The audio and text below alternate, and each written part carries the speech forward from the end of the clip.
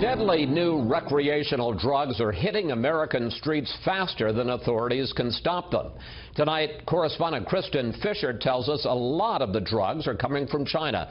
Good evening, Kristin. Yeah, that's right, Chris. You know, the number of overdoses in the U.S. due to synthetic opioids other than methadone, which is used to treat heroin addiction, jumped 72% in just 1 year. But it's not just the addicts that are in danger, it's law enforcement as well.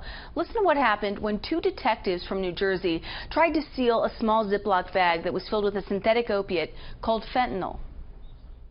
A bunch of it poofed up into the air, right into our face, and we ended up inhaling it. Atlantic County detectives Dan Callen and Eric Price both say it felt like they were dying. And it was just a little bit. It was just a little bit of powder just puffed up in the air. It wasn't like, the whole bag had dumped out or anything like that. It was just a very minuscule amount, and that's the scary thing about it. It can be 50 times stronger than street-grade heroin and 100 times more potent than morphine.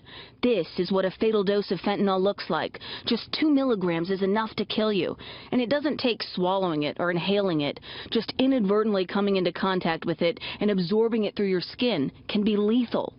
For years, it's been prescribed to people in extreme pain, but now it's showing up on street corners across the country, along with an even more deadly version called carfentanil, an elephant tranquilizer. And most of these illicit forms of fentanyl come from the Far East. China is the primary source of illicit fentanyl and precursor chemicals. At a House hearing last week, lawmakers laid out just how easy it is to buy it online.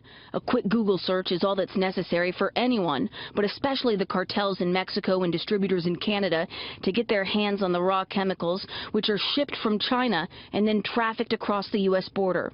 Now, China is cracking down. This month, it banned the manufacture and sale of 4 fentanyl variations, including carfentanil.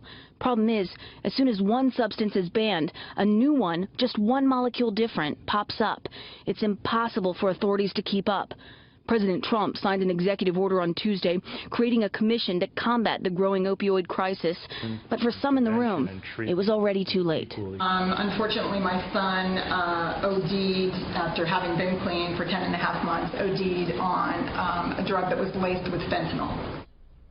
And President Trump will have a chance to speak with the Chinese president about this issue when the two meet face-to-face at Mar-a-Lago next week. Chris? Kristin, thank you. We'll stay on top of this issue.